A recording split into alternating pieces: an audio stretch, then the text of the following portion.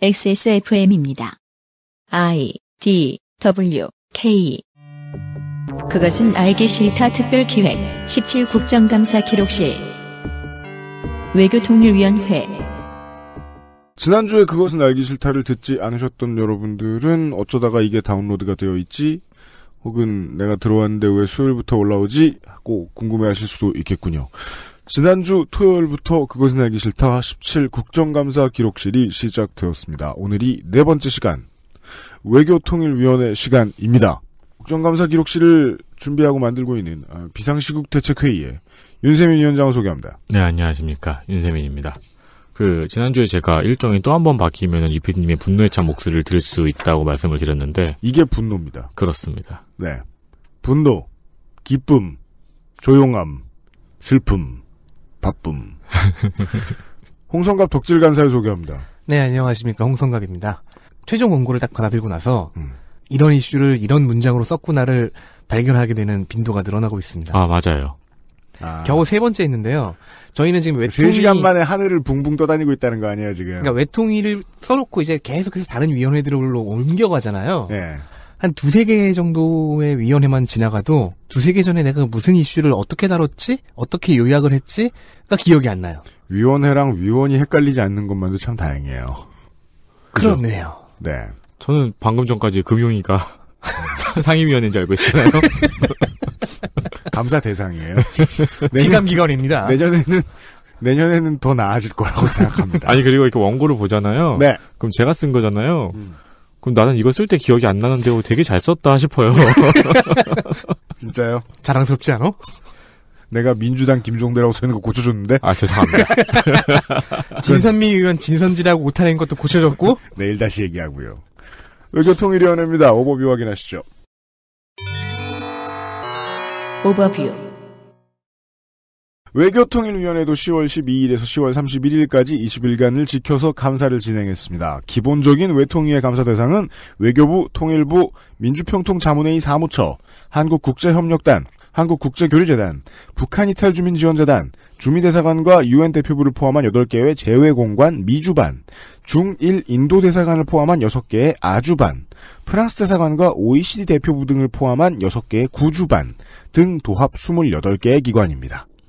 위원장은 민주당 서울 강동 을의 심재권, 여당의 간사는 경기 부천 원미갑의 김경협, 제주 제주갑 강창일, 경기 의정부갑 문희상, 대전 서갑 박병석, 경기 부천 오정 원혜영, 경기 안양 동안갑 이석현, 비례대표 이수혁, 서울 구로갑 이인영, 서울 광진을 추미애, 한국당의 간사는 경남 양산갑 윤영석, 경기 화성갑 서청원, 경기 평택갑 원유철, 부산 서구동구 유기준, 인천 남을 윤상현, 경남 마산 창원하포의 이주영, 경북 경산의 최경환, 경기 의정부 을의 홍문종, 국민의당 간사는 비례대표 이태규, 위원은 광주 동구 남구 을의 박주선.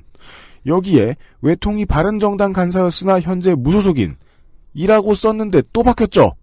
그냥 탈당인 줄 알았는데 이제는 당적이 옮겨졌습니다. 몇 시간 사이에 제가 이제 원고 작업했던 시간을 아실 수 있어요. 현재는 자유한국당의 서울 강북갑의 정양석, 또한 자유한국당의 김무성 의원 등이 위원회를 이루고 있습니다. 광고를 듣고 외통위의 이슈 10부터 출발하겠습니다. 국정감사 자료도 찾아볼 수 있는 서울정보소통광장. 그 알실 틀어놓고 밥 먹을 땐 콕 집어 콕 김치. 한국에서 처음 만나는 반값 생리대 29데이즈에서 도와주고 있는 그것은 알기 싫다 특별기획 2017 국정감사 기록실. 잠시 후 외교통일위원회의 기록을 가지고 돌아오겠습니다.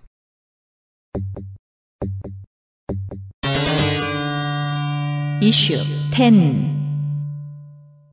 돌아왔습니다.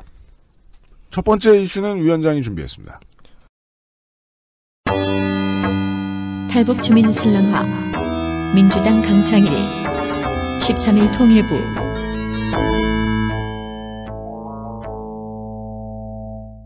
더불어민주당 강창일 의원실에서는 탈북민들의 구조적인 문제를 세심하게 들여다봤습니다. 먼저 2000년 이후로는 이념형이 아니라 생계형 탈북자가 늘어나고 있다고 지적을 하면서 이들의 생활고를 언급했습니다. 우리가 이게 관심 갖고 들여다보지 않으면 생계형 세터민이라는 단어 익숙치 않습니다. 영. 그러니까 탈북자를 이념형과 생계형으로 나눌 수 있다는 것도 듣자마자 납득이 가지만 지금까지 한번 생각해본 적도 없죠.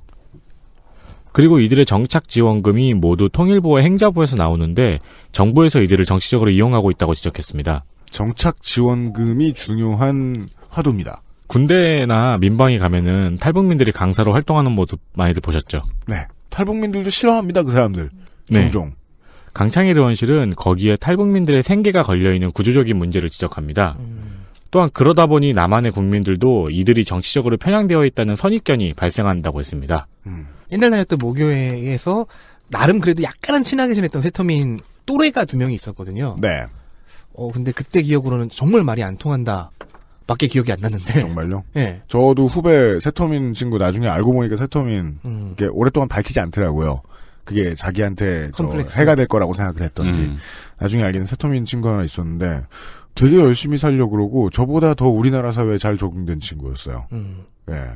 아니 근데 그 민방위 훈련이나 이런 거 가면은 그 뭐 구급법 같은 거는 그래도 좀 재밌어요. 근데 세터민 분들이 하는 건 다 재미가 없어요. 저 한 번도 안 봤는데.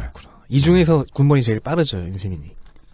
그러네? 저는 아직 민방위 시작이 안 됐어요. 제 할아버지죠, 윤세민. 민방위를 안 했다고요? 아직, 네. 이런 깐냉이.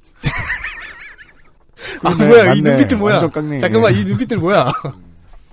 그리고 탈북할 때 브로커 금액 때문에 사실 남한의 정착지원금은 모두 브로커에게 가는데 통일부는 이들이 하나원에서 나오면 그냥 내버려둔다고 지적했습니다. 그러니까 탈북할 때 중국인 브로커들한테 나가는 금액들이 있잖아요. 네, 맞아요. 네, 그게 이제 남한에 오면은 정착지원금이 있다는 걸 브로커들이 알고 일을 진행을 하는 거예요. 거죠. 네. 네.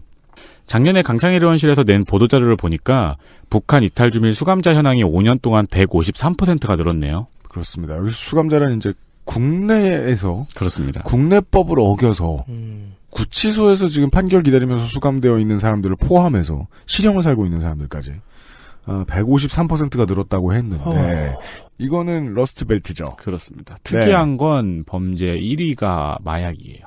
사람들이 못 살게 그냥 이 사람들이 자립할 수 없게 그냥 내버려 뒀는데 그러다 보니까 생긴 범죄에 노출됐다는 거죠. 세터민들이. 네. 이제 그 하소연을 들어가지고 저도 얘기 들어서 압니다. 이게 자기가 브로커한테 돈을 주고 이제 목숨을 걸어가면서 한국을 찾아왔었어야 했다라는 얘기를 처음 만난 사람한테 쉽게 하진 못하죠. 그렇죠. 다만 그 고생을 누구나 했다는 걸 알 수 있고 그리고 자신이 지금 일자리를 찾거나 자기 개발을 위한 교육을 받는 과정에서 생기는 힘든 일들을 들어보면 뭐 이루 말도 할 수 없습니다. 그냥 단순 노동 같은 경우에는 특히나 세터민들한테 아주 닫혀 있고요. 이런 논의가 옛날에도 종종 있었어요. 탈북민들이 이런 이념 교육을 하러 다닐 수밖에 없는 생활고에 대한 논의가 있었는데 그 얘기를 듣고 민방위를 가서 보시면은 아마 있을 거예요. 뭐 남한에 처음 와서 되게 힘들어서 뭐 이런저런 일을 하다가 지금은 되게 성공적인 강사로 일하고 있다. 자유대한민국은 이런 기회가 있다. 이런 식의 얘기들. 거짓말입니다. 그거 잘리면 굶어 죽는다는 소리입니다. 강사가 전업인 건 되게 위험한 직업이거든요. 10여 년 전에 같이 교회 다녔던 저한테 형들이었거든요. 2, 3년 차가 났을 거예요. 그 사람들이 지금 이런 삶을 살고 있지 않을까 싶네요, 그러면. 네. 강사 아니면은 감옥. 그러니까 경제적인 엄청난 불안정성. 네, 아니었으면 좋겠습니다. 에 시달리고 있다는 건데, 꼼꼼하게 실제로 정부가 아예 손 놓고 있는 것도 아니에요. 지역 마련해가지고 아파트 좀 더 싸게 장기 임대해준다거나, 네. 뭐 이런 거 하고 있습니다. 그거 해줄 때 엄청들 욕했죠. 예. 근데 문제는 집 주고 끝이라는 거예요. 그리고는 아까 단순 노동이라고 말씀드렸는데, 식당 일도 못 구합니다. 왜요? 중국에서 넘어온 분들이 훨씬 인건비가 싸니까. 그렇습니다. 예. 직업이 없습니다. 박근혜 정부의 방위비 퍼주기. 민주당 김경협. 12일 외교부.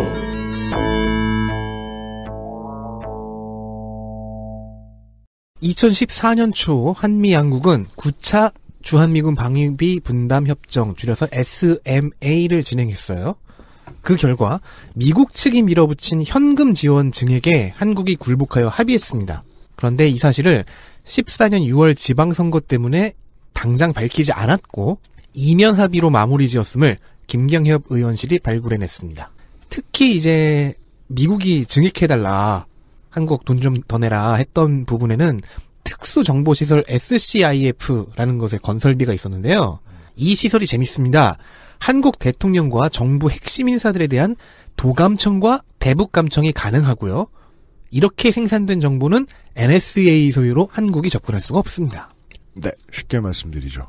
미국이 한국에 나와 있는 모든 정보란 정보는 다 취합할 수 있고 무엇을 취합해서 어디에 쓰는지 한국은 알 수 없는 시설, 즉 미국 정보시설 을 한국 돈으로 지어주겠다라는 이면 합의서를 우리나라 정부가 미국과 썼다는 겁니다. 박근혜 정부죠. 네. 당시에 외교부는 수용 입장이었고요. 국방부는 거부 입장이었습니다. 그런데 수용으로 결정이 나니까 국방부는 이제 그럼 이거를 본협정에다 명시를 해두자라고 주장을 했어요. 근데 이 국방부의 주장도 외교부가 일축합니다. 이유는 6월에 있을 지방선거였다. 그래서 본협정이 아니라 이행약정이 명시하는 것으로 변론이 납니다. 질의 결과 강경화 장관의 답변은요. 차기에 있을 10차 SMA 준비와 그 협의 경과 이런 것들을 국회에 수시로 보고하겠다고 답변했습니다. 네. 뭐 강경화 장관이 한 짓도 아니니까요. 네, 과거를 바꿀 수도 없고. 말이 좋아 이행약정이지 이거 지금 밑장 빼다 걸린 겁니다. 네. 네.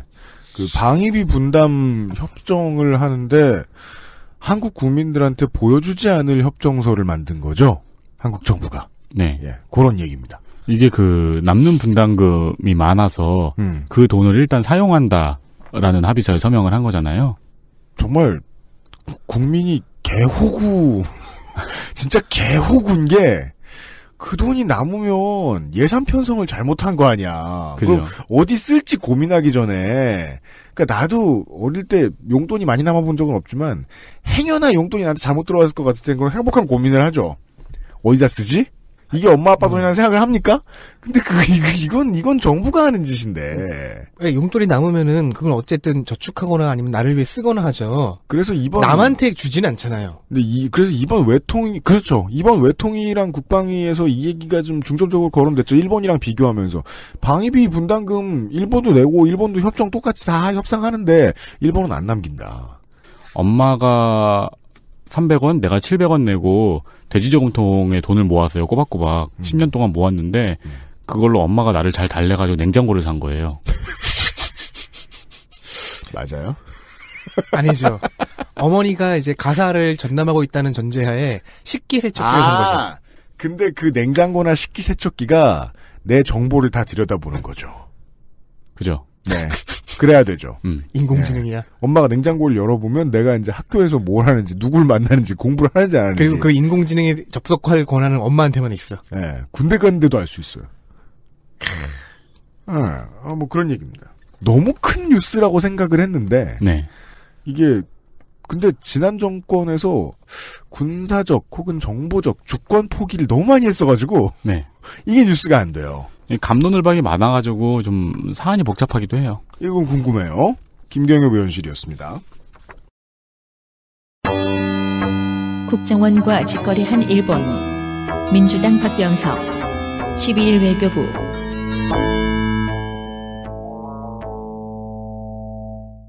더불어민주당 박병석 의원실에서는 박근혜 정권이 한일 위안부 합의가 이병기 전 국정원장과 일본의 야치 쇼타로 국가안보국장의 밀실 협상에 의해서 이뤄졌다는 것을 밝혔습니다.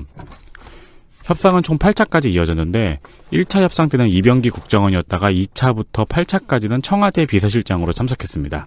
바뀌어도 이병기. 그렇습니다. 그리고 일본 측은 협상에서 최종적이고 불가역적이라는 표현, 성노예라며 국제적으로 비판하지 말 것, 소녀상을 철거할 것을 요구했어요. 근데 이 중에서 한국은 소녀상 철거에 대해서 적절히 해결하겠다로 바꾼 것 말고는 전부 다 일본 말대로 합의했다고 주장했습니다. 주일 대사관은 이를 시인했고요. 대사관에서도 행정지원을 한 사실도 시인했습니다. 네. 한일 위안부 합의에서 외교부가 배제되고 청와대와 국정원 주도로 이뤄진 것입니다. 현재 외교부가 이 사안을 조사 중이고 오는 12월 초쯤에 발표한다고 합니다. 그 외교부가 왜 조사를 해야 되냐면 당시 이제 박근혜 대통령이 한일 위안부 합의 창구는 이병기 실장이라고 공언을 해줬잖아요. 네.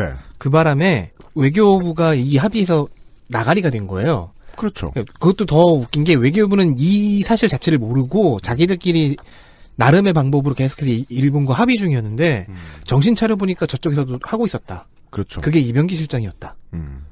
를 뒤늦게 전해든 거죠. 그러니까 지금 강경화 장관 그 체제 이후에 지금 첫 번째 국감이잖아요. 외교부도 그렇지만 통일부도 마찬가지입니다. 외교부도 통일부도 지난 정부가 외교부와 통일부를 무시하고 일을 진행하는 외교를 행했던 것들. 그것도 우리가 너네 무시할 거니까 가만히 있어라고 얘기해주지도 않았던 케이스가 있었다. 을 정리해 나가고 있는데 그게 이렇게 많은 거거든요. 이거를 정치 보복이라고 얘기하기 시작하면 야당은 정말 장사하기가 편하죠. 너무 많거든요.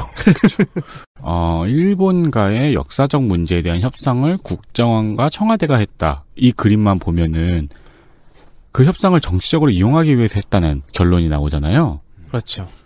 근데 이 협상은 정치적으로 엄청난 자충수였잖아요. 그렇죠. 통일부는 감사할 것이 없다. 국민의 이당 박지선 13일 통일부.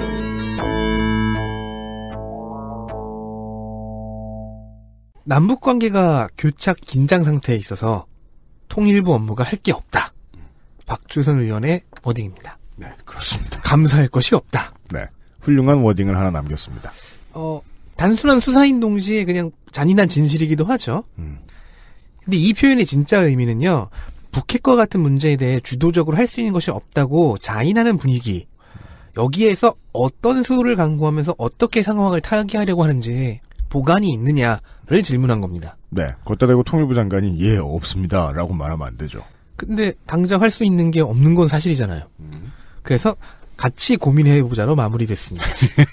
박주선 의원이 요구한 중점 업무는 개성공단 폐쇄에 따른 피해 금액 지원 보상이 지지부진한 문제와 그 피해 금액 산정이 기업 측과 지나치게 차이가 난다는 부분이었습니다. 네, 개성공단 얘기는 할 게 너무 많을 것 같아요. 그래서 하나가 더 있습니다. 개성공단 무단가동과 대북지원 논쟁. 민주당 김경협 이석현, 한국당 이주영, 정향석. 13일 통일부. 대북지원이 국감장에서 정쟁의 대상이 될 거라는 건 모두가 알고 있었죠.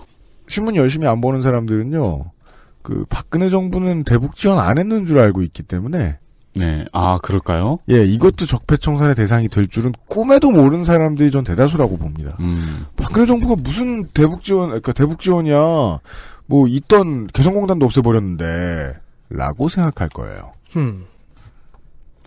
이 대북지원 문제하고 최근 북한이 개성공단을 무단으로 재가동하고 있던 문제도 도마 위에 올랐습니다. 시설은 그대로 두고 갔거든. 네, 그러니까 우리나라 이번 정권에서 대북지원을 하는데 북한이 개성공단도 재가동한다는데 이러면서 화를 낸 거예요.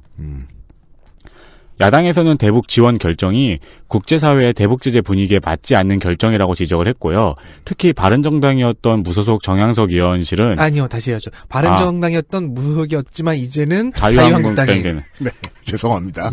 네, 저는 무소속까지만 썼어요. 특히 이때는 무소속이었던 정향석 의원실은 대북 협력 기금을 통일부에서 혼자 결정하고 국회에서 서면 심의만으로 거의 다 통과시키는 심의 절차를 문제 삼았습니다.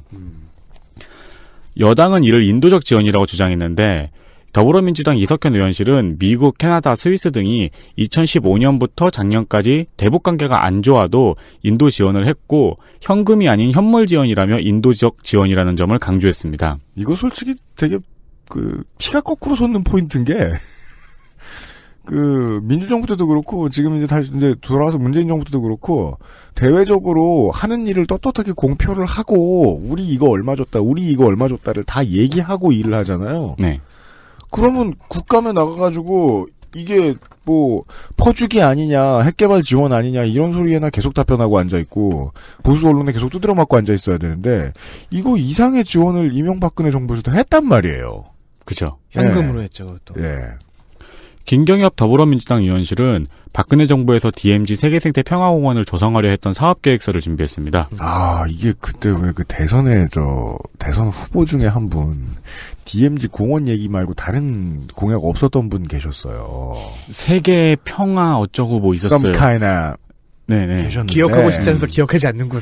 그분이 뭔가 알고 있었나봐. 예.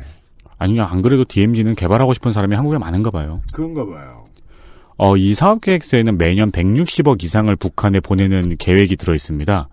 그렇기 때문에 박근혜 정권에서도 이런 현금 지원 계획을 세웠는데 지금 대북 지원을 지적하는 건 내로남불이라고 이야기를 한 거죠.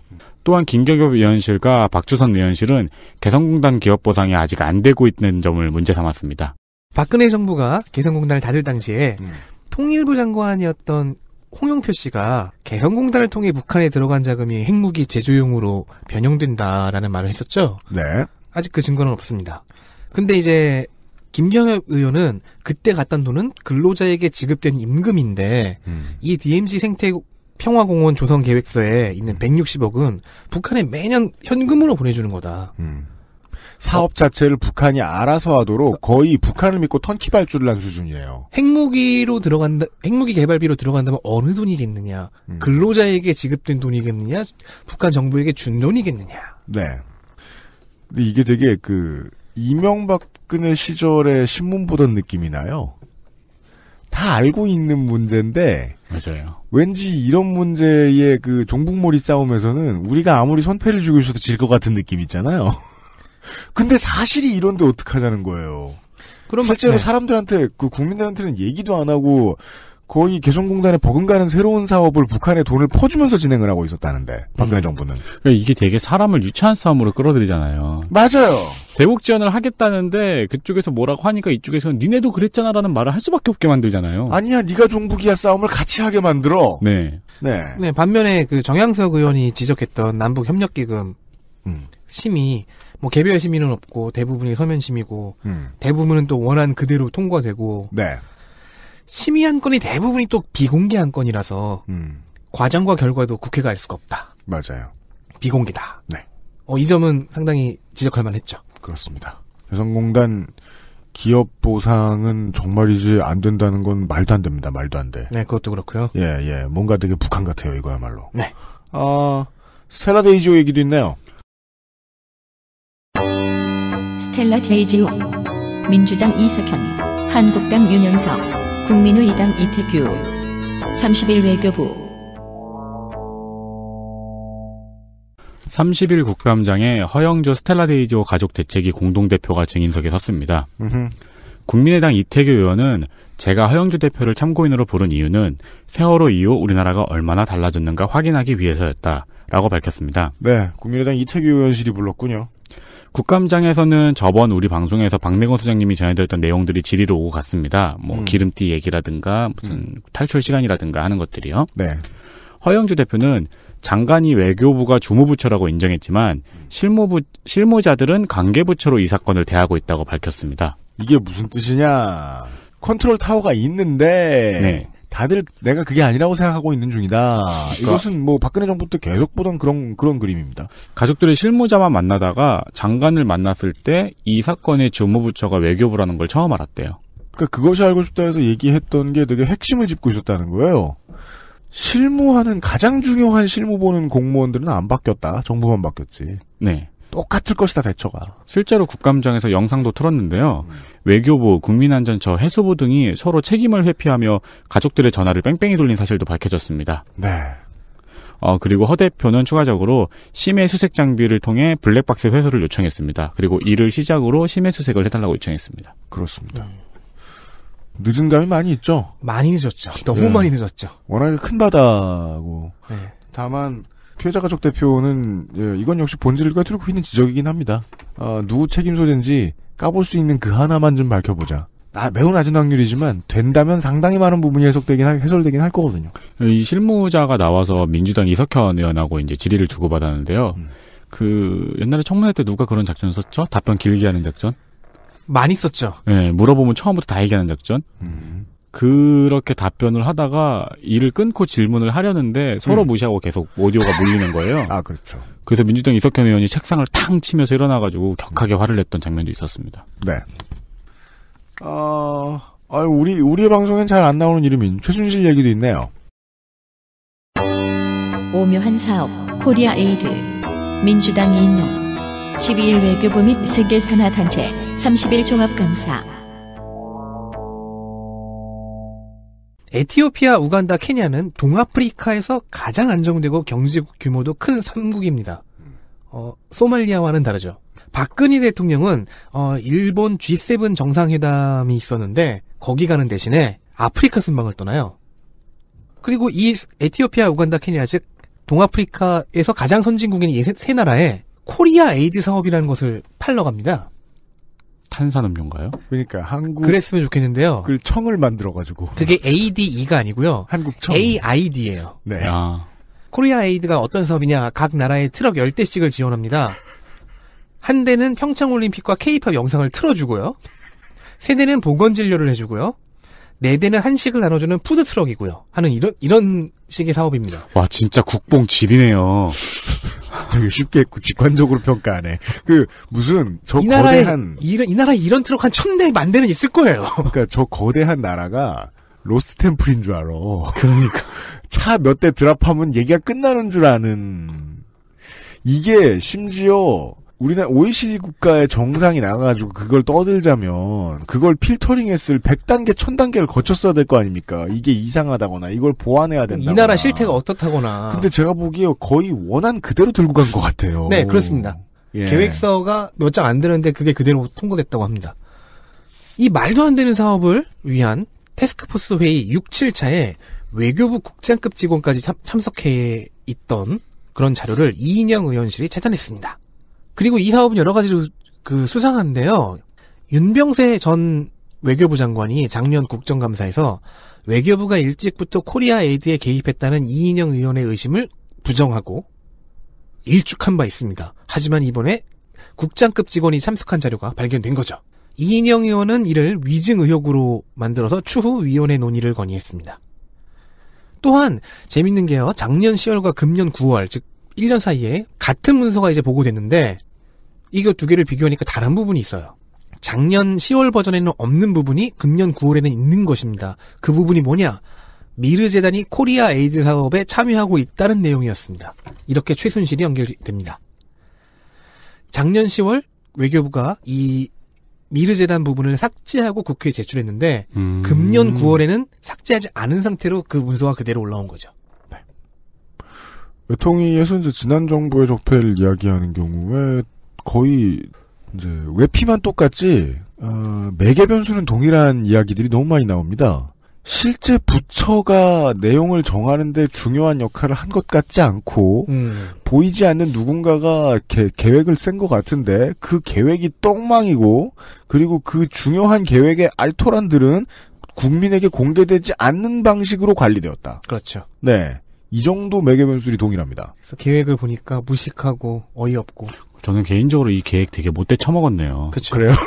그렇죠. 아니 에티오피아, 우간다, 케냐는 다 혹평할 것들 뿐인데 여기에 혹평이 지금 그러니까 그 나라는 이제 아프리카에서도 그나마 경제력이 괜찮은 나라라고 쳐도 보건진료는 중요하죠. 네. 중요하죠. 거기는 계속해서 부족하죠. 그런데 세 대는 보건진료를 해주고 네 대는 한식을 나눠주고 한 대는 평창올림픽과 K-팝 영상을 틀어주겠다는 게 되게 못돼 처먹지 않았나요? 얼마나 그 나라를 무시하고 있는지 드러나고 있는 거고. 네.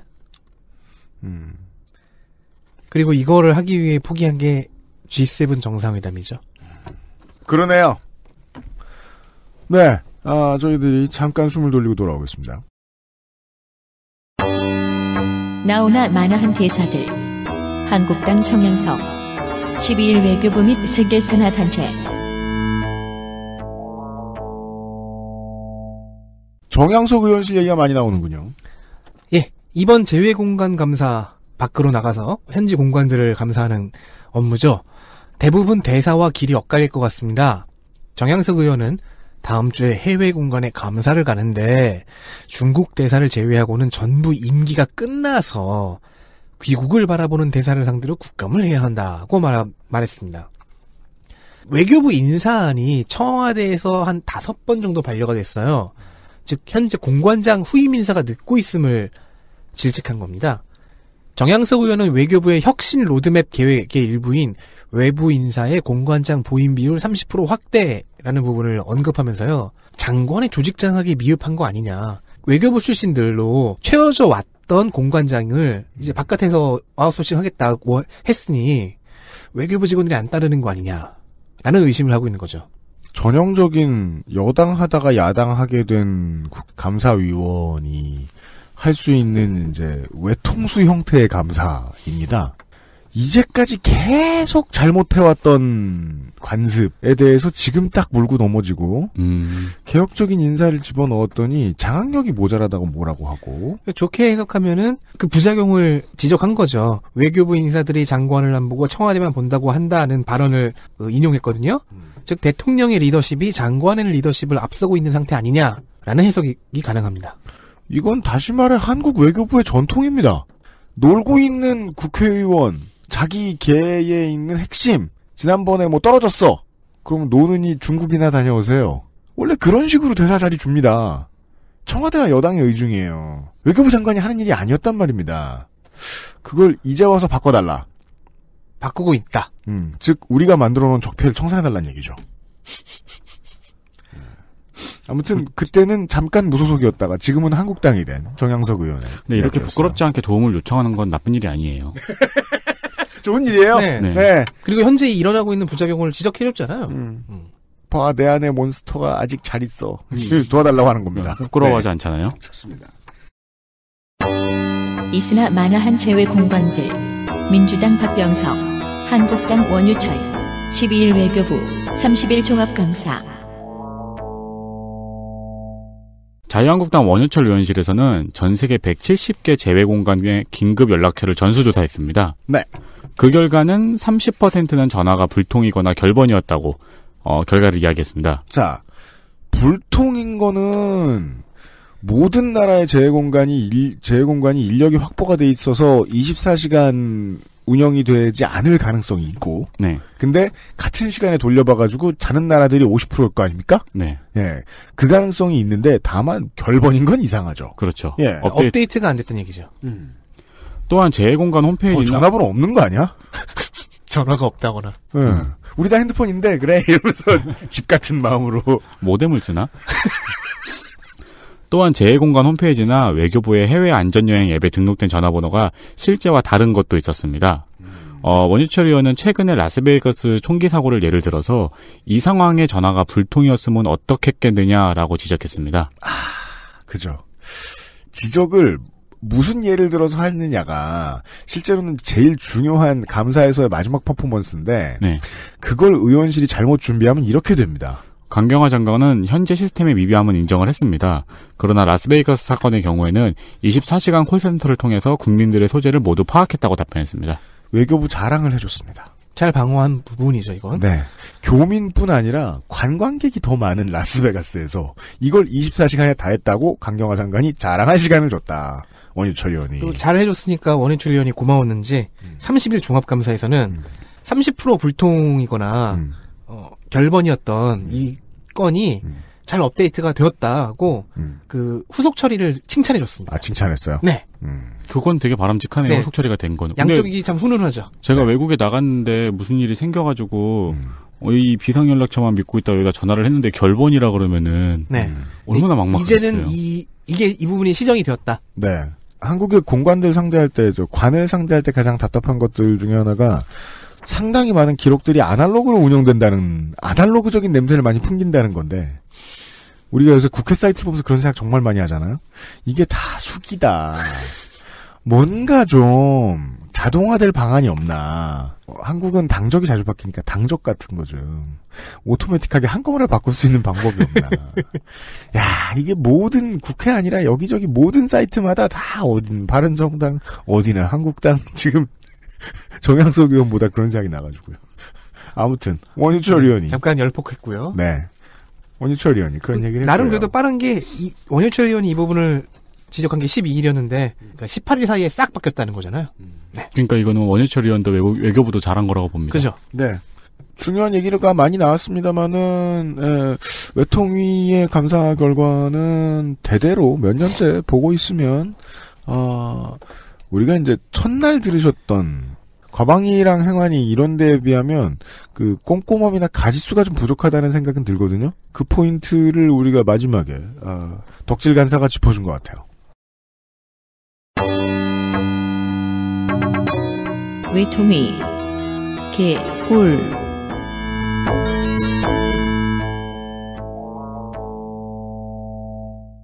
아까 재외공간 감사 이야기를 했습니다.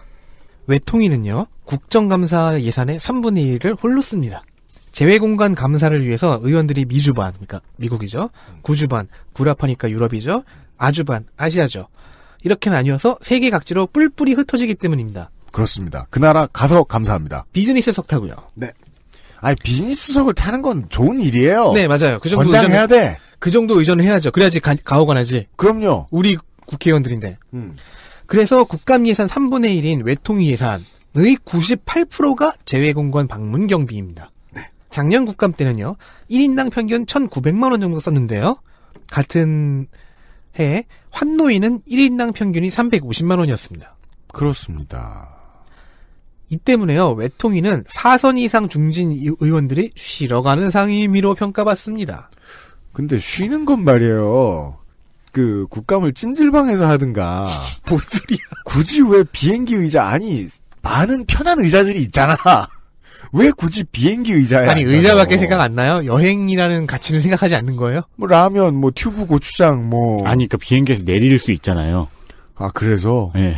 아, 그 아무튼 하여튼 여행 싫어하는 사람. 그 편하면서 꿀빨 수 있는 다른 되게 많은 것들이 있는데. 아, 그러니까요. 서울랜드에서 국감을 진행한다거나. 아니, 근데 진짜 의원들 좀 바쁘잖아요, 국회의원들. 네. 저도 한창 바쁠 때, 출장 다니라고 한창 바쁠 때가 있었는데, 그 기차 안에서 자는 시간 진짜 꿀잠이에요. 그건 그래요. 네. 그러니까 출장 갈 때 비행기 안에서 잠깐, 뭐 물론 저는 이코노미를 탑니다만 비행기 안에서 잠깐 자는 거 저는 나는 좋긴 좋은데. 그러니까 너무 바쁠 때는 내 집에서 내가 자는 것도 약간 죄책감이 느껴지거든요. 아, 그래서. 근데 이때는 이동이라도 하고 있다. 이때는 죄책감이 안 느껴져요. 그리고 다른 지방, 다른 나라 가면은 일 때문에 간 거라도 약간 그 여행분이 기분 나잖아요. 그러니까 상식적으로 이게 타운 포탈을 타지 않는 이상 상식적으로 20일밖에 없는 국감 기간 동안 왜 다른 나라를 가서 하느냐는 거예요. 그러니까. 요즘같이 기술이 발전한 시절에. 그러니까 국감 기간이 진짜 짧고 그러니까 페이스타임으로 해도 될 거를. 페이스타임으로 해도 되고, 그리고 이런 거는 상시 국감 취재로 돌려가지고 해외에 나가는 거는 좀 평소에 나가도 되고. 네. 네, 그래서 특별한 문제가 있는 공건이 아니면 화상으로 대체하자라는 의견도 있어요. 어쨌든 이번 외통위 의원 22명 중에 4선 이상이 14명입니다. 그렇습니다. 그 면면을 보면 뭐 김무성, 문희상, 당대표급들이 줄줄이 서청원, 원유철, 원혜영, 추미애 등등 로스터의 그 무게감이 매우 큽니다. 그렇습니다. 국정감사 NGO 모니터단에 따르면 영국 런던 대사관 감사는 2시간 11분이 걸렸는데요. 거기까지 가는 비행시간은 12시간 20분 걸렸습니다. 이거 왕복 하루 아니에요? 그렇죠. 그렇죠. 가는데 6시간밖에 안 걸릴 리가 없잖아요. 네. 런던인데. 내년에도 내후년에도 계속 나올 외통위의 중요한 문제점입니다. 이것이 사실은 뭐 그 낭비되는 혈세로 말하면 그렇게 큰 돈이 들어가는 건 아니라서. 네. 게다가 저 중진 뭐 4선 넘어가는 중진 의원들은 다음번에 또 나올 것이고 대충 이 정도는 눈 감아주면서 마음의 여유를 줘야 되지 않겠느냐라고 정치권은 생각할 수도 있기 때문에 이번 정권에서도 안 바뀔 수도 있거든요. 그렇게 되면 이제 내년에도 내후년에도 또 들으실 얘기입니다. 외통위는 꿀이다. 그렇습니다. 참고로 김무성 의원은 귀국하면서 캐리어를 스스로 끌고 들어왔습니다. 그렇습니다. 네. 이번에는 예, 노룩 패스 하지 않았다. 하자가 되지 않았습니다. 그리고 바뀌었더라고요. 조금 수수한 걸로. 진짜요? 네, 검은색. 캐리어도 새로 샀어. 아니요, 새로 사기는요. 어디 굴러다니고 있는 거 하나 가져오셨겠죠. 하나밖에 없었을까. 그 검은색이면은 나이롱으로 된 거. 예, 그래 보였어요. 네. 근데 그게 좋아요. 던져도 안 깨지고. 그 레자나 스테인리스도 아니고. 예. 알겠습니다. 주목할 만한 시선과 피폭을 확인하시죠.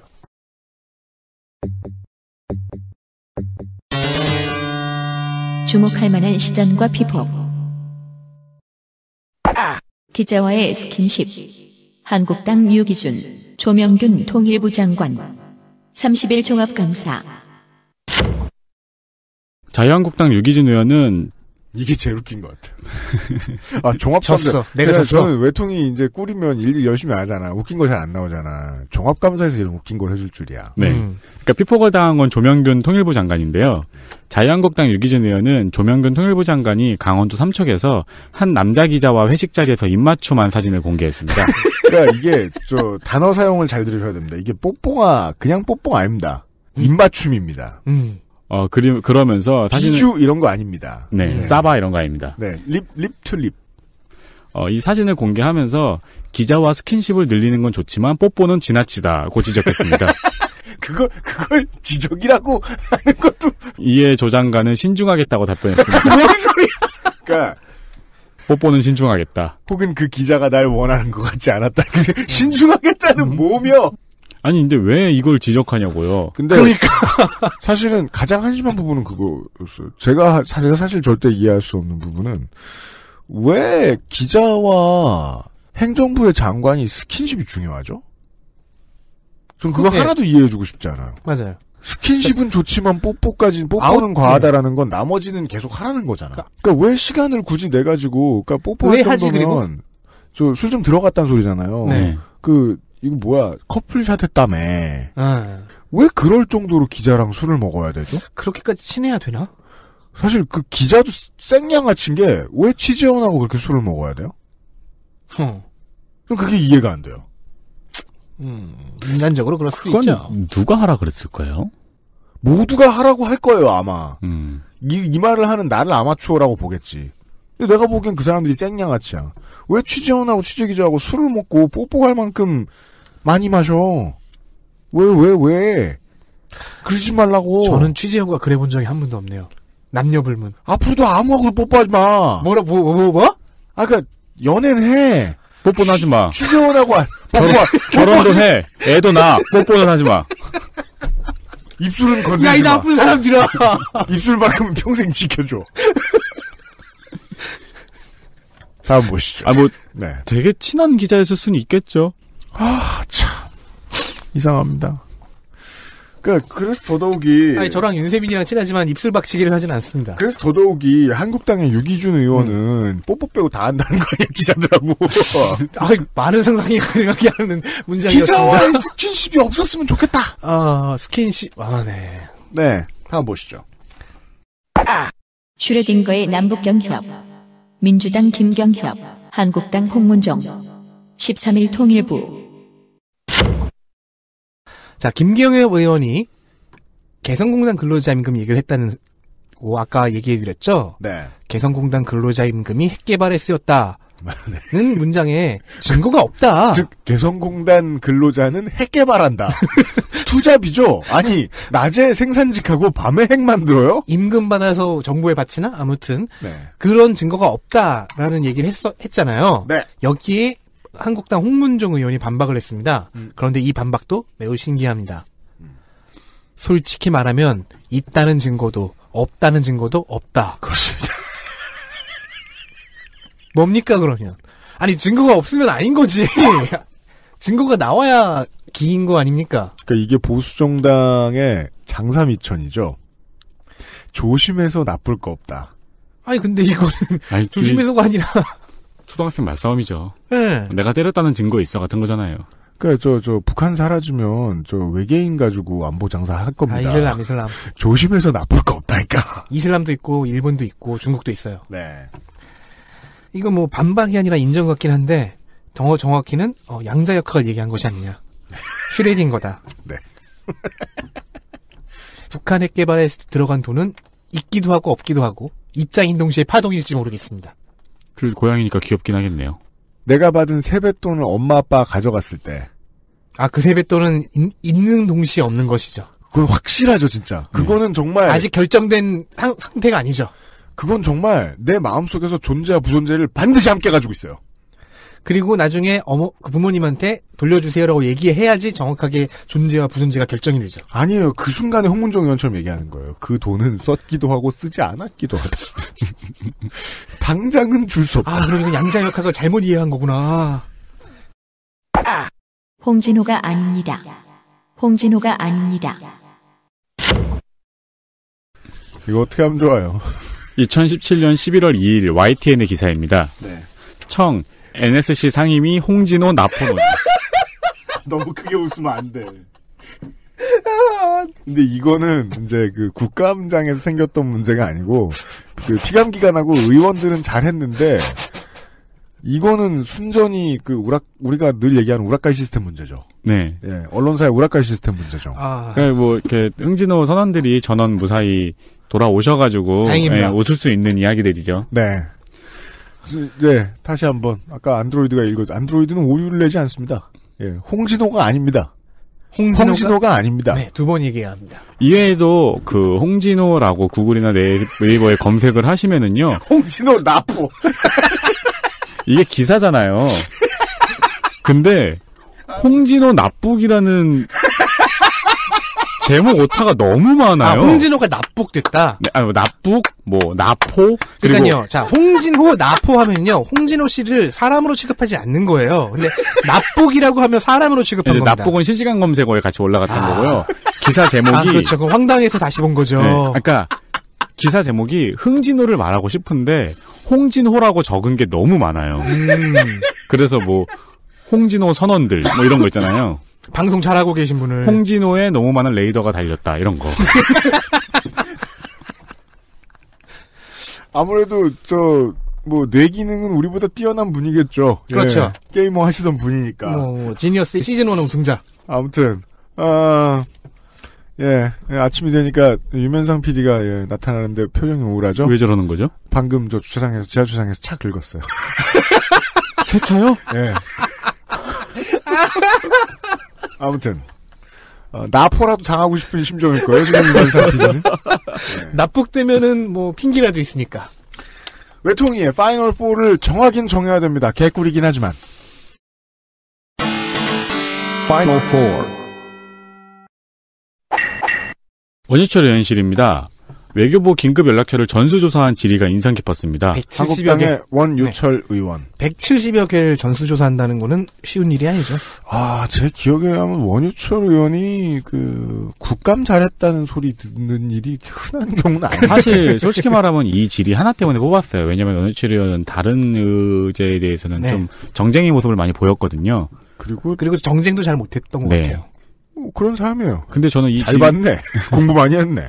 이 질의가 가치가 있었다고 생각을 하고 또 저는 이번에 국감에서 재밌는 게 각 의원실의 PPT 제작 능력을 보고 있으면 너무 귀엽거든요. 네. 근데 원유철 의원실 같은 경우는 동영상을 편집을 해서 아예 틀어놓더라고요. 그래서 전화를 안 받는 장면을 동영상으로 직접 보여줬던 장면 같은 경우에도 잘 만들고 효과가 있었다고 생각합니다. 그러니까 원유철 의원실이 이제 20대 들어서 프리미어 기술자 한 분을 모시지 않았나. 네. 싶어요. 저는 민주당 박병석 의원을 선정했습니다. 네. 국정원과 일본 쪽이 직거래한, 외교부를 제쳐놓고 직거래한 사건이나, 재외공관들의 이야기, 이런 것들을 굉장히 차근차근하게 스토리를 재구성해 나가는 솜씨가 인상적이었습니다. 네. 위안부 합의 사건 같은 경우에는 박병석 의원실이 상당 부분 지금 언론에 뒤집어 말씀드려야죠. 많은 언론사들이 박병석 의원실이 빚을 좀 지고 있다라고 보입니다. 이태규 의원실입니다. 네, 국민의당 이태규 의원실입니다. 스텔라 데이지오 피해자 대표를 직접 국감장으로 부른 것 때문인데요. 모든 사건에서 피해자를 직접 부르는 게 가장 좋은 해결 방법은 아니에요. 그러나 이 사건 같은 경우에는 실무자들의 태도가 문제가 되었기 때문에 그렇죠. 피해자를 국감장으로 불렀던 것이 가장 효과적으로 문제를 지적하는 일이 되었습니다. 네, 그리고 처음에 소개를 해주면서 그 컨셉을 정확히 국민들에게 잘 설명했어야 되는데 이태규 의원실에서 대체 누가 이 문장을 만들었는지 모르겠는데 너무너무 잘 만들었다. 세월호 이후에 우리 사회가 얼마나 변했는지를 보여드리기 위해서. 네. 너무 잘 짰다. 저는 사실 김경엽 의원과 정영석 의원 중에서 좀 고민을 했는데, 김경엽 의원이 꽤 많은 압도적으로 더 멋있는 모습을 보여줬습니다. 왜냐하면 정영석 의원은 동률이었는데, 당적 변경으로 마이너스 1점. 그러니까 정영석 의원 같은 경우는 분석력과 행동력이 훌륭했지만, 김경엽 의원의 취재력을 당해내기는 좀 힘들 것 같습니다. 그렇습니다. 자, 개성공단 무단가동과 대북지원 논쟁에 있어서 취재력도 훌륭했고 논리력도 훌륭했습니다. 특히 슈레딩거의 한마디를 끌어냈던 논리력도 나쁘지 않았고요. 무엇보다 박근혜 정부의 방위비 퍼주기 SMA 관련된 논의는 상당했습니다. 파이널 4를 선정했고요. 여기까지가 외교통일위원회 비상시국대책회의의 분량이었고요. 잠시 후에 광고를 듣고 방금 나온 4사람의 의원들 중에 한 사람과 인터뷰를 좀 나눠보겠습니다. 그것은 알기 싫다 특별기획 2017 국정감사 기록실 외교통일위원회 광고 전에 말씀을 드렸던 파이널 4 가운데서 오늘 초대한 분은요. 민주화운동 유공자시고요. 밀링머신 자격증이 있어요? 선반이요. 네. 네. 정밀 가공 기능사. 예. 예. 그거 있는 국회의원은 있지 않거든요. 테러방지법 반대 필리버스터 우리 방송 때도 의원님들 많이 나오셨습니다만 10번이었죠. 예. 당시 참여의원 가운데 가장 화제가 되지 못했던. 예. 바로 인정하시니까 되게 죄송스럽습니다. 외교통일위원회 여당 간사인 부천 원미 갑의 김경협 의원이 청취자 여러분들을 뵙기 위해 XSFM 스튜디오에 나와 있습니다. 반갑습니다. 안녕하세요. 김경협입니다. 바쁘신데 시간 내주셔서 감사합니다. 고맙습니다. 김경협 의원실이 이번 국감 시즌에 워낙에 굵직굵직한 것들을 많이 들춰내셨습니다. 5년 만에 여당 간사로는 처음 해보는 이번 국감 어떠셨습니까? 지난 9년 동안에 네. 적폐가 너무 많이 쌓여 있습니다. 네. 그냥 하나 잡아 빼면은 고구마 줄기처럼 쭉 딸려 올라옵니다. 아, 쉽고 보람되죠. 그런 추적 활동은. 예, 그렇죠. 예. 네. 아, 많이 나왔다. 예, 많이 나옵니다. 확실히 그게 그 전에도 이제 저희들이 국감 방송을 해본 적이 있는데 그 전에 민주당 의원분들 나오셨을 때 아, 이게 우리 소수 야당이라 할 수 있는 거 되게 없다라는 말씀 많이 하셨는데 예. 이번에는 확실히 큰 건들이 좀 쉽게 잘 올라온 편입니까? 확실히 정권이 바뀌니까. 네. 이전에는 정부 모든 기관들에서 다 은폐시키고 다 차단하고 몰라요. 협조 안 해주고. 예, 민주당인데요. 몰라요. 그럼 아무것도 안. 예. 얘기할 수 없어요. 기억이 안 나요. 주로 다 그러다가. 네. 이제 정권이 바뀌니까 필요한 자료 나오지요. 효과가 있긴 있군요. 확실히 네, 정권 그렇습니다. 바꿔줄. 이게 정권 안 바뀌었으면은 영원히 묻힐 수 있는 네, 이런 그죠. 적폐들이죠. 부패고요. 예. 첫 번째는 이제 가장 이슈가 많이 됐던 것부터 얘기를 해보겠습니다. 물론 저는 녹음 들어가기 전에 의원님한테 말씀드렸던 대로 매우 아쉽게 생각합니다. 언론은 단독이라고 내보내고 예. 김경협 의원실 글자는 딱 한두 번밖에 안 들어갔다. 네. 김경협 의원실이 캐낸지 모르는 사람들이 너무 많다. 저희도 불만이 많습니다. 청취자 여러분들이 이미 알고 있는 얘기인데 김경협 의원실이 국감에서 깐 건지는 지금 처음 아셨을 수도 있습니다. 외교부 국감에서 14년 한미 방위 분담금 협상 타결할 때 우리 정부가 이면 합의서를 밑장 빼기 했다는 사실을 밝혀내셨어요. 예. 미국에게 도감청 시설을 단독으로 만들 수 있게 합의하고 예. 만들 때 필요한 돈도 갖다 주기로 했다. 예. 이거는 밝혀내기 어려우셨을 것 같은데요. 그런데 이게 해외 언론에도 일부 보도가 됐었고, 뭐 14년 이후에 14년 근저에 위키리크스요. 네. 일부가 나왔고요. 아, 예. 그리고 국내 언론에도 한 군데 언론에서 요 비슷한 도감청 시설 부분을 보도한 적이 있습니다. 네. 그런데 이걸 무심코 다 지나쳤던 사안이었죠. 근데 이게 다른 것보다 박근혜 정부 같은 보수 정권에서 여기다 돈을 더 쓰겠다. 라고, 게다가 뭐라고 해야 될까요?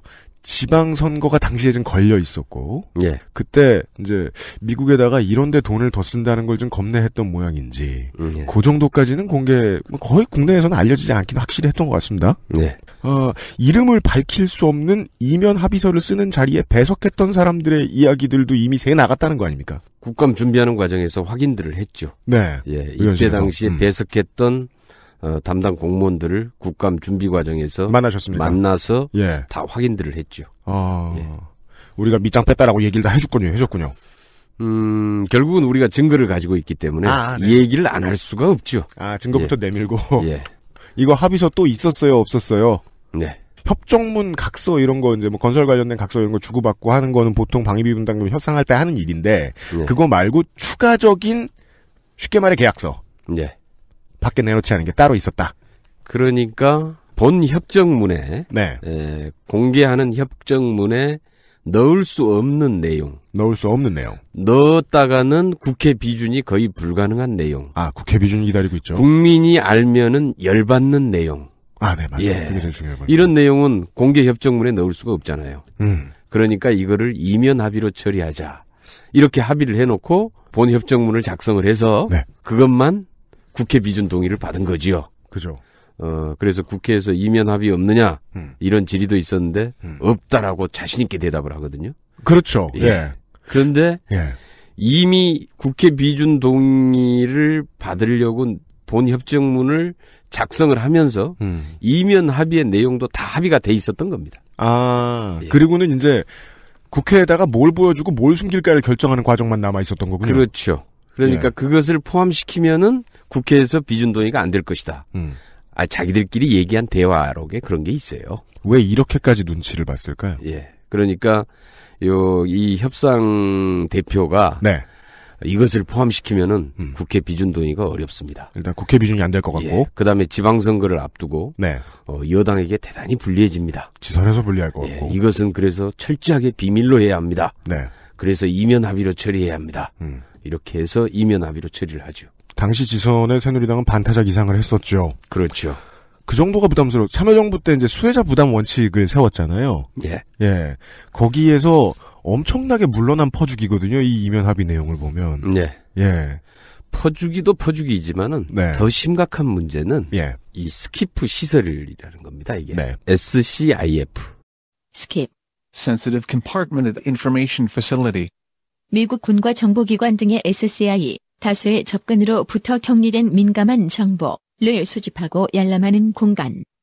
SCI로 분류되는 정보는 보통 1급 비밀 이상의 비밀로 불리며 국가, 개인, 단체에 대한 미국 정부의 전략, 전술을 담고 있는 내용, 혹은 수집 자체가 불법이거나 더 이상 수집해서는 안 되는 정보로 추정됩니다. 그래서 그냥 뭐 언론에서는 쉽게 도감청 시설이다 이렇게 얘기를 했죠. 고성능 도감청 해킹이 가능한 시설입니다. 네. 거의 우리 국내에 설치하면은 국내 대부분의 중요한 기관들이나 이런 것들은 거의 다 도감청을 다 할 수 있습니다. 국가와 국민들의 활동을 미국에다 갖다 주겠다는 그렇죠. 정보를. 예. 그 점이 가장 민감했겠군요. 이게 가장 이 시설 자체가 굉장히 심각한데 네. 이 시설을 설치하기 위해서 방위분담금 협상할 때 현금을 지원을 해달라. 라고 미국이 요구를 하고 네. 우리 협상 대표가 그것을 들어준 겁니다. 협상이 아닌 거 아닙니까 거의? 미국이 뭘 원하는지 들어주러 나간 수준 아닙니까 그 정도면? 이게 방위비하고 무슨 상관이 있습니까? 도감청 그렇군요. 시설. 그것도 중요하군요. 방위비랑 별 상관없군요. 도감청 시설을. 예. 예. 심각한 거죠. 미국 첩보시설은 다시 한번 거의 그러니까 자기 돈으로 해야지. 우리 국내의 모든 우리 정부기관의 모든 기밀을 그대로 다 노출시키는 행위인 네. 겁니다. 이게 더 심각한 문제고요. 네. 두 번째는 이것을 미군이 독자적으로 철저하게 비밀리에 운영하는 시설인데 이것을 미군의 비용으로 설치하는 게 아니라 네. 우리 예산으로 지원을 해줬다는 것. 그리고 세 번째는 이게 이제 8차 협상할 때 그 네. 이전에 그러니까 노무현 정부 때 8차 협상하면서 현물과 현금의 비율을 정합니다. 이게 네. 88% 대 12%. 12%. 네. 이런 이제 비율을 정하는데 이 원칙을 무너뜨렸다는 것. 그 다음에 이것을 이면 합의로 처리해서 국회와 국민을 기만하고 농락했다는 것. 네. 이런 게 심각한 문제들입니다. 그렇습니다. 예. 그러게요. 참 주권 국가가 이렇게까지 한다는 얘기를 잘 못 들어봤습니다. 전 세계에 이런 주권 국가는 없을걸요? 네. 박근혜 정부만 할 수 있는 일입니다. 그러니까 국가의 돈을 갖다가 주권 일부를 갖다 바친 수준의 결정을 했다는 것인데, 예. 네, 이런 것이 지금까지 숨겨져 왔고 이번에 김경혁 의원실에서 좀 대대적으로 퍼뜨리는데 공헌을 한 사안이었습니다. 외교부 건을 하나 더 보겠습니다. 예. 이것도 너무 컸죠. 뭐 이미 TBS에서 인터뷰를 통해서 말씀을 많이 하셨는데, 예. 78년에 박정희 정권이 사들인 아르헨티나 땅, 예. 농업 이민용으로 사뒀다는 것도 알겠고. 뭐 방법이 없었던지 20년 동안 방치됐다는 것도 알게 됐는데 예. 노무현 정부가 이걸 활용 방안을 찾으려고 했고 이명박 정부가 노무현의 흔적 지우기로 의심되는 사업 엎어버리기를 했고 다시 이 땅이 놀고 있다가 뜬금없이 코이카가 등장해서 이걸 아르헨티나에 나눠줬다. 예. 짧게 줄이면 이 정리가 맞습니까? 예. 이제 뒷부분에 나눠줬다. 뭐 결국은 그 표현인데 무상으로 양도를 해버린 거죠. 현지인들한테. 한국 사람이 땅을 얼마나 중요시하는데 예. 여의도에 30배가 넘는 땅이라면서요. 그걸 어떻게 그냥 줍니까? 그 30배가 넘는 땅을 전부 다 준 건 아니고요. 네. 그러니까 원래 그 샀던 땅의 전체 규모는 서울시 면적의 3분의 1 정도 되는 면적입니다. 네. 근데 그 중에서 축구장 약 한 40배 크기, 그러니까 한 9만 평을 그러니까 9만 평이 현지인들이 점유하고 농사를 짓고 있는 땅인 건데 놀다 보니까 슬슬 들어오죠. 땅이 예, 노니까. 그렇죠. 예. 땅을 이제 방치해 놓으니까 예. 현지인들이 쭉 들어와서 농사가 지을 만한 땅들에는 이미 현지인들이 점유하고 농사를 짓고 있었던 거죠. 근데 이제 이것을 개발하려고 하다 보니까 네. 아르헨티나 자치정부에서 현지인들의 동의를 받아와라 이렇게 된 겁니다. 그러니까 현지인들이 당연히 동의 안 해주죠. 자기들이 이미 점유하고 농사 짓고 있는데. 뭐죠? 동의도 안 해주시는데 가지세요. 이렇게 말하고 떠난 건가요? 그러니까 그 많은 걸 9만 평을 뚝 떼가지고 그럼 이건 너네가 가져라 이렇게 돼버린 겁니다. 어떻게 그럴 수가 있었을까요? 모르겠습니다. 어떻게 그렇게 했는지. 또 하나 이상한 건 그 예. 협상을 진행한 주체 중에 코이카의 이름이 눈에 띈다는 건데요. 예. 코이카는 우리가 얼른 생각했을 때 학교 짓는 거 도와주고 예. 인재 개발하는 거 도와주고 재난분쟁 피해자 지원하고 이런 일 하는 기관이지 국가 소유 토지 나눠주는 일은 코이카 일이 아닐 텐데요. 원래 이 코이카는 이제 무상원조를 전담하는 기관입니다. 해외 봉사활동 무상원조 네. 이것을 전담하는 기관인데 이걸 쭉 추적을 해봤더니 그러니까 박정희 대통령 시절에는 이 코이카의 전신인데 한국해외개발공사였어요. 한국해외개발공사. 이 이름이. 예. 그래서 이 한국해외개발공사 이름으로 당시에 아르헨티나 이 땅을 매입을 했던 거죠. 아, 코이카의 전신이 하던 일. 예, 전신이 하던 일. 예. 그러니까 그것이 다시 이제 이름이 코이카로 바뀌면서 예. 무상 원조 기관을 총괄하는 기관으로 바뀌면서 그 당시에 구입했던 해외개발공사의 네. 소유지가 그대로 코이카의 코이카 소유자가 땅으로 된 넘어왔다. 겁니다. 아, 예, 그렇게 된 겁니다. 그러니까 우리 이제 국감에 의원님들 나오실 때마다 일반적으로 많이 해주시는 말씀이 공무원들은 새롭게 도리에 맞는 결정을 하는 것보다는 그 전에 있던 걸 그대로 두는 걸 더 좋아한다. 그게 그 감사할 때 제일 많이 잡히는 문제점이다 이렇게 얘기해 주시는데 이제 코이카는 그 협력단이니까 이런 일 하면 안 됐는데 그냥 30년 전에 소유가 우리 걸로 남아 있으니까 그냥 너네가 알아서 해라고 외교부도 혹시 알았다면.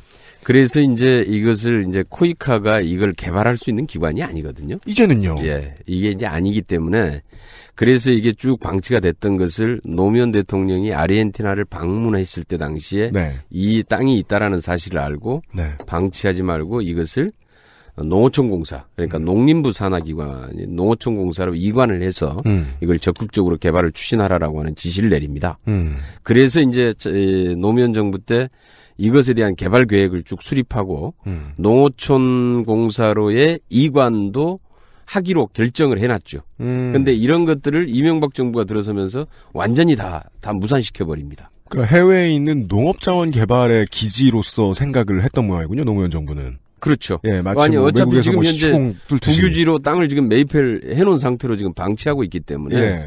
그대로 계속 방치할 수는 없고 그래서 이제 이것을 어떤 형태로든지 개발을 해서 활용을 하라 이런 지시였죠. 그 이명박 정부가 들어서면서 그 부분이 황당한 게 이건 어쨌든 땅을 이미 가지고 있으니까 아주 큰 돈을 들이지 않고도 개발이 가능했을 텐데 단순히 노무현 흔적 지우기를 원했다는 이유로 그 사업을 엎어버린다는 거 합리적이어 보이지는 않습니다. 그래서 그것을 무산시켰으면은 네. 이명박 정부가 다른 계획이라도 세웠어야 되는데 그냥 놀렸어요. 또 그래놓고 그냥 방치한 겁니다.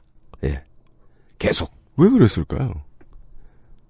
나중에 이명박 대통령을 불러서 한번 물어보시죠. 왜 그랬는지. 네. 예. 물론 뭐 많은 사람들이 생각하는 이명박 그 전 대통령의 이제 의식의 흐름은 돈이 안 되면 신경 안 쓴다라는 사실은 잘 알려져 있지만 놀렸다는 것도 이상하고. 예. 근데 이 땅이 돈이 안 되는 땅은 맞습니다. 왜 그렇군요. 그러냐면은 예. 이 땅이 크기만 하지 실제로 염도가 높고 아. 여기가 여름이 되면 온도가 최고 50도까지 올라갑니다. 바다 근처인가 보군요. 아니요. 내륙 한복판인데. 내륙 한복판인데도 염도가 높다. 한복판인데 그렇습니다. 예. 그래가지고 거의 대부분이 실제로 땅을 쓸 수가 없습니다. 그리고 땅이 쓸만한 땅은 이미 현지인들이 다 점유. 그렇겠죠. 이제 그 점유해버린 거죠. 농사 좀 될 만하다 싶으면. 예. 그렇게 된 거죠. 근데 땅을 이제 잘못 산 겁니다. 다시 돌이킬 방법이 없습니까? 지금이라도 네. 사실 이것을 어떤 형태로든지 활용을 해야 되는데 네. 활용을 하지 않으면 매각을 하든지 뭐 그래야 될 거 아닙니까? 네. 그대로 방치해놓고 계속 지금 매년 이거 관리비만 들어가고 있는 겁니다. 관리비는 또 들어요. 예, 관리비는 계속 들어갑니다. 그것도 몇 억씩 들어갑니다. 지금 현재. 관리비라 하면 아마도 뭐 일부 용역 및 아르헨티나에 내는 세금? 그래서 이제 예. 이명박 정부가 이걸 무산시키고 계속 방치하고 있어서 또 2014년인가에 또 이 국정감사에서 네. 또 국회에서 또 지적을 합니다. 왜 이걸 그대로 계속 방치하고 있느냐. 그랬더니 이제 개발 계획을 세운다는 게 세워서 이 아르헨티나 자치정부에게 승인을 요청하는 과정에서 현지인들이 점유하고 있는 부분이 나오니까 이 부분을 그냥 무상으로 그냥 다 넘겨버린 겁니다. 개발하긴커녕 두기까지 했다. 예, 이렇게 돼버린 건데요. 네. 그리고 나서 지금이라도 이제 어떤 형태로든지 갖다 이걸 활용할 수 있는 방안을 좀 세워야 됩니다. 네. 그런데 이게 그러니까요. 이제 사실 코이카의 소유이긴 한데 네. 코이카가 이걸 개발할 수 있는 기관이 아니기 때문에 이제는요. 결국은 이것을 할 수 있는 가령 이 부분에 산림을 조성한다 그러면 산림청이 네. 들어와야 되고 여기에 이제 하여튼 농사를 지어야 되겠다. 농토로 개발을 해야 되겠다. 일부러 그렇게 하면 농어촌 공사가 들어와야 되고 맞습니다.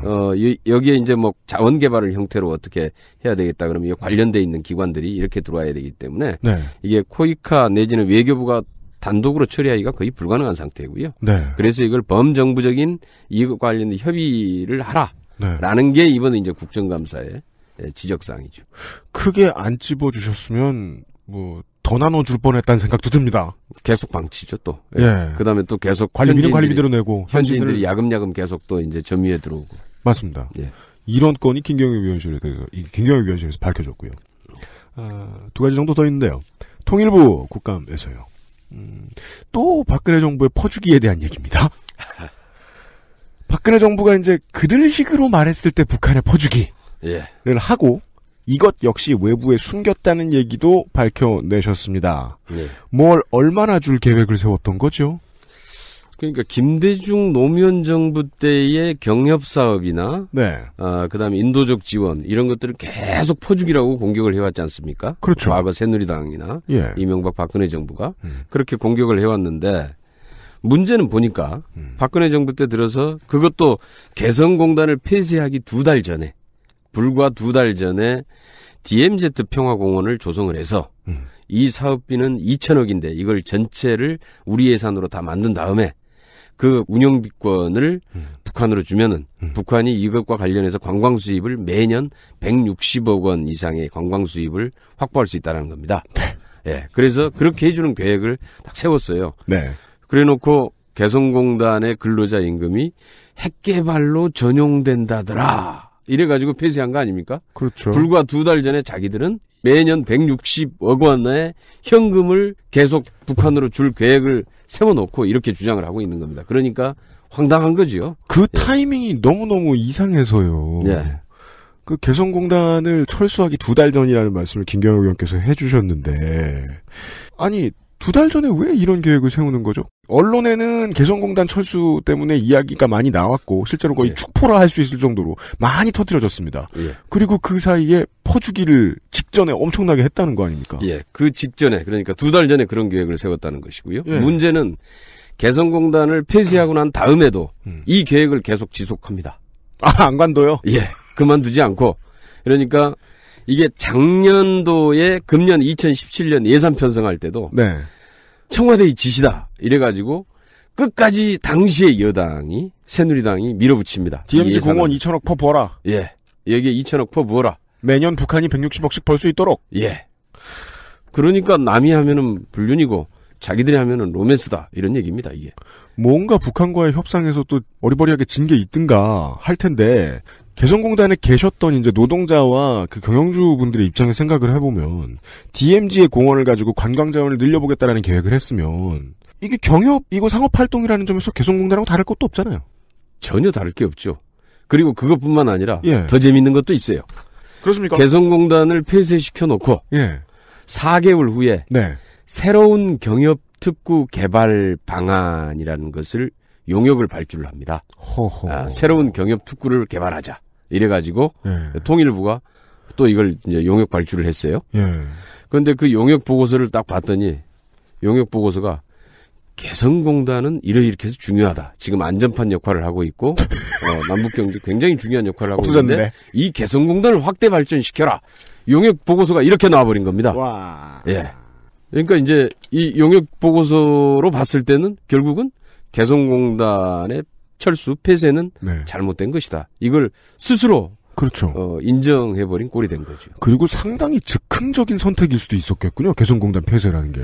그렇죠. 예. 네. 이미 이런 사업도 하고 있었고. 개성공단 폐쇄 과정을 보더라도 굉장히 우리도 깜짝 놀랐어요. 네. 그러니까 작년 2월 7일 날 네. 북한이 장거리 미사일을 발사합니다. 그렇죠. 그리고 그날 긴급 NSC 회의가 소집이 되는데 네. 이때에 개성공단을 어떻게 할 건지가 잠깐 얘기가 나오다가 이제 인원수를 좀 거기에 개성공단 인력을 축소해서 제한적으로 운영을 해보자. 한다는 하자 이런 논의가 이제 쭉 진행이 좀 됐어요. 네. 그런데 그리고 나서 NSC에서 결론을 내리지 못했는데 다음 날 아침에 청와대에서 통일부로 지시가 내려갑니다. 개성공단을 폐쇄시켜라. 안전보장회의는 답을 내지도 않았는데. 예. NSC 회의는 결정을 내지도 않았는데 그리고 끝났는데 예. 다음 날 오전에 통일부로 지시가 내려옵니다. 개성공단을 폐쇄시켜라. 그래서 이제 통일부가 그 부분에 대해서 약간의 문제 제기들을 좀 합니다. 그렇죠. 지금 개성공단을 폐쇄 이렇게 하니까 이것을 지금 잠정 중단이라는 용어라도 좀 바꾸면 어떻습니까? 이런 얘기까지 이제 하는데요. 그렇죠. 그냥 폐쇄시키라는 겁니다. 네. 그래 놓고 그게 이제 2월 8일이고 이틀 후에 NSC 회의를 합니다. 요식적인 회의를 거치죠. 네, 그래서 마치 NSC 회의에서 결정한 것처럼 만들었는데 문제는 그러면은 2월 7일 날 NSC 회의가 끝난 다음부터 네. 다음 날 오전까지 누가 무슨 이유로 이것을 결정했느냐. 그렇죠. 이게 관건이죠. 네. 근데 이걸 아는 사람은 당시에 김관진 안보실장밖에 없습니다. 그 사람뿐이다. 예. 그래서 이번에 증인으로 신청을 했는데 네. 증인으로 국회에서 출석만 요구하면은 없던 병이 도져요. 허리가 아프다고 바로 출석하기 며칠 전에 병원에 입원해서 때가 있죠. 네. 예, 해서 네. 안 나옵니다. 의원님 말씀해주신 타임테이블에 맞춰서 생각을 해봐도 통일부의 고위 관계자들도 심지어 안전보장회의도 이 결정에 참여한 듯한 중요한 의견을 냈고 그게 반영된 듯한 흔적이 보이지 않는데 예. 그 와중에 그 개성공단이 철수한 것만 빼면은 남북 관련 이제 대북 사원 지원은 활발해졌고 더 늘리고 있던 추세였다. 예. 그러면서 DMZ 평화공원은 계속 추진을 하고 또 새로운 경협 특구 개발 방안을 연구하고 네. 이러고 있었던 겁니다. 그러니까요. 예. 당시에 별일이 없었다면은 1년 반 동안 1년 반 정도 대통령의 임기가 남아 있는 상황이었는데 예. 1년 반 남겨놓고도 그렇게 열심히 한 걸 보면 되게 중요한 일이라고 생각했으니까 그랬을 텐데. 아마 남북 경협 사업이 실제로 중요하다는 건 알고 있었던 것 같아요. 박근혜 정부도. 그런데 이게 예. 자신의 업적이 아니라 김대중 노무현 정부의 업적이었기 때문에 그런 게 아닐까라고 하는 합리적인 의심을 할 수 있는. 아까 아르헨티나 땅 얘기 나왔을 때도 그렇고요. 네. 그 민주정부 10년을 지우는 게 어쩜 그렇게 중요한지 모르겠습니다. 네. 저 사람들한테. 그래서 남이 하는 것은 용납이 안 되고 똑같은 일을 하더라도 나는 경협 똑같이 하고 더 내가 해야 된다 이런 얘기입니다. 그거를. 네. 예. 그렇게 속 좁다라는 결론이 가장 합리적인 의심일 수 있다는 게 좀 안타깝습니다. 합리적인 건 맞아 보입니다. 예. 끝으로 최순실 관련해서도 의원실이 한 게 많아요. 대체 의원실에 사람이 30명이는지 40명 있는지 아닌 걸로 알고 있는데 예, 김경엽 의원실이 워낙 많은 게 나왔습니다. 우리 보좌진들 국감 때는 밤새입니다. 안타깝습니다. 네. 네. 근데 끝난다고 이제 휴가를 줄 수도 없잖아요. 휴가도 줘야지. 업무에 거짓말 마십시오. 이제 국감 끝나면은 예산 법안까지 해서 끝내고. 예. 정기국회 끝나야 그래도 휴가를 갈 수 있죠. 그러니까요. 바로 예산이고 지역구 일 많고 한데 예. 의원실 식구들 참 안 됐고요. 끝으로 통일 대박이라는 단어의 원조가 최순실인지도 모르겠다라는 의혹이 나왔습니다. 네. 예, 이것도 김경엽 의원 발입니다. 근거가 뭐죠? 이게 통일 대박이라는 말을 2014년 초에 박근혜 대통령이 신년 기자회견하면서 처음 사용을 하잖아요. 맞습니다. 이것을 이제 나중에 대박 이런 말이 사실 대통령 용어가 아니거든요. 공식문서 용어도 아니죠. 공식문서의 용어도 아니죠. 예. 이게 사실 대박이라는 말이 그 어원을 봤더니 네. 노름판에서 판이 크게 벌어진 걸 대박이라고 합니다. 네. 그래서 원래 이게 이제 정부 공식 용어 같은 게 될 수가 없는 건데 네. 좀 이상하잖아요. 네. 어떻게 해서 대통령이 대박이라는 이런 표현을 썼을까? 그러니까 다들 이제 궁금해서 그걸 이제 물어봅니다. 예전에도 이게 누군가의 피드백에 의해서 나온 단어다라는 추측은 많았는데 이제 네. 증거가 나오기 시작하나 봐요. 그래서 이제 그게 신기해서 이제 몇 번 통일부에다 물어봤는데 통일부 대변인이나 당시 이제 나중에 이제 홍영표 장관 같은 경우가 뭐라고 답변을 하냐면은 모 교수가 쓴 책 제목에서 네. 제목인데 평통 자문회의에서 이 얘기가 나오면서 이것을 용어로 쓰게 됐다. 이제 이렇게 네. 답변을 합니다. 그다음에 이제 문제가 생겼어요. 이 용어를 쓸 때 당시에 통일부 장관. 나중에 홍영표 장관은 책 제목에서 따왔다고 그랬는데 네. 그 전에 유일재 장관이 네. 통일부 장관일 때 이 대박이라는 용어를 썼거든요. 네. 근데 유일재 장관은 뭐라고 얘기를 하냐. 당시에 자기는 전혀 들어본 말이 아니었다. 금시초문이었다. 이렇게 얘기를 합니다. 그러니까 통일부도 전혀 모르고 있었던 통일부 장관이 예. 그런데 이것을 국정농단 사건이 터지고 장시호 씨가 나와가지고 그 조사받는 과정에서 네. 그것은 최순실 이모가 만든 작품입니다. 통일대박이라는 용어는 이렇게 진술을 하죠. 그죠. 그런데 이게 이제 나중에 통일부의 자료를 봤더니 이제는 그 의원실에서는 내부 문서를 확보하시지 않으셨습니까? 예, 그래서 통일부의 자료를 봤더니 그 자료가 이제 그 자료 이름이 좀 복잡한데요. 국무총리 지시사항 추진 실적 보고서라는 자료입니다. 이게. 그런데 그 자료를 봤더니 어떻게 돼 있냐? 이게 이제 내용이 그렇게 나와 있습니다. 통일대박 표현에 최순실의 조카 장시호 등이 언론과 인터뷰에서 최순실 작품임을 주장하고 있으나 재판의 핵심 쟁점이 아니고 당시 6.1제 통일부 장관도 금시초문임을 언급한 데 비춰볼 때 개연성이 없지는 않으나 예, 이게 중요한 겁니다. 한 것 같다. 예. 가능성이 있다라는 거죠. 최순실이 한 것 같기도 하다. 예, 최순실이 할 가능성이 충분히 있다. 네. 그런데 통일부가 관여할 사안이 아닌 것으로 판단된다. 이렇게 이 자료에 들어가 있어요. 예. 당시 청와대 분위기를 되게 잘 보여주는 것 같은 게, 뭐 아까부터 쭉 저 DMZ 평화공원 얘기도 해주셨습니다만은 관련된 모든 거에 통일부가 참여를 안 하는데요. 참여 안 하기를 위해서 원하고 통일부 패싱. 완전 독당, 통일 정책 남북 관계에 통일부는 전혀 통일부로서의 역할을 못했고요. 예. 어디서 누군가가 결정을 해가지고 지시사항으로만 계속 내려왔다. 그러니까 개성공단 폐쇄 발표문도 보면 그렇거든요. 네. 발표문도 통일부에서 처음에 발표문 초안에는 개성공단에서의 지급하는 근로자 임금이 핵개발로 전용된다라고 하는 내용이 아예 없어요. 없다가. 예. 없는데 통일부 장관이 발표하기 2시간 반 전에 정확히 청와대에서 발표문이 내려옵니다. 떨어진다. 이렇게 발표하라. 네. 이래가지고 내려오는데 그 발표문에 갑자기 들어가게 된 거죠. 네. 개성공단 근로자 임금이 핵 미사일 개발로 전용할 가능성이 있어서 네. 이렇게 들어가게 된 겁니다. 네. 김관진 왜 체포 못하죠? 질문은 아닙니다. 네. 네, 탄식입니다. 네.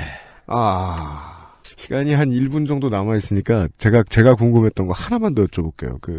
의원실 발의길래 이것도요. 예. 최순실 얘기 나왔으니까, 홍콩 총영사도 비자금 세탁한 정황에 대한 얘기를 하시던데, 의원님이. 정황이 있는데요. 그러니까 그 전에 미얀마 대사, 베트남 대사, 호치민 총영사 이건 다 알고 있었는데, 네. 홍콩 총영사는 처음 나왔거든요. 근데 이제 그때에 같이 찍었던 사진들이 있고 일정 정도 관계가 있어 보인다라고 하는 정황은 있는데 네. 사실 자금을 계좌 추적을 해야 될 문제 아닙니까? 계좌 추적은 인력이 많이 들어가는데요. 증거를 잡기가 네. 국회 차원에서는 거의 사실 어려운 상황이더라고요. 네. 그리고 모두가 안민석 의원처럼 생업을 내팽개칠 수는 없는 일입니다. 안민석 의원도 계좌 추적은 못할걸요? 할 수 있는 것처럼 말하고 맨날, 그죠? 예. 알겠습니다. 이렇게나 굵직굵직한 사안을 많이 캐냈던 김경엽 의원실의 17년 국정감사에 대한 얘기를 아주 조금만 얘기를 해봤습니다. 시간이 많지 않았으니까요. 예. 저희들은 입법 노동자들이 방송에 나오면 방송국은 보통 출연료를 지급하지 않는데요. 저희들은 그렇다고 해서 노동의 대가를 받을 수 없다고 생각하지 않기 때문에. 출연료도 줍니까? 돈으로는 안 나가고요. 예. 좀 더 열심히 뛰시라는 의미에서. 예. 한번 선물을 주시나요? 이런 게, 네. 왜냐면 상당히 다수의 의원님들이 패션 감각이 크게 떨어지기 때문이죠. 신발로. 네. 운동화로. 네. 예, 고맙습니다. 네, 최근에 GD도 한번 신었는데 GD가 누군지 아십니까? GD가 누구예요? 네. 김덕룡이라고 해두죠. GR? G드래곤. 네. G드래곤? 네. 아, G드래곤? 네. 나땡키의 최신의 러닝 알려드렸고요. 김경엽 의원실 내년 국감에도 기대 많이 하겠습니다. 올해 수고 정말 많으셨습니다. 네, 고맙습니다. 나와주셔서 감사합니다. 안녕히 가십시오. 감사합니다. 여기까지가 17 국정감사기록실 외교통일위원회 시간이었습니다. 저도 물러가도록 하지요. 잠시 후에요. 국방위원회 시간에서 다시 찾아뵙도록 하겠습니다.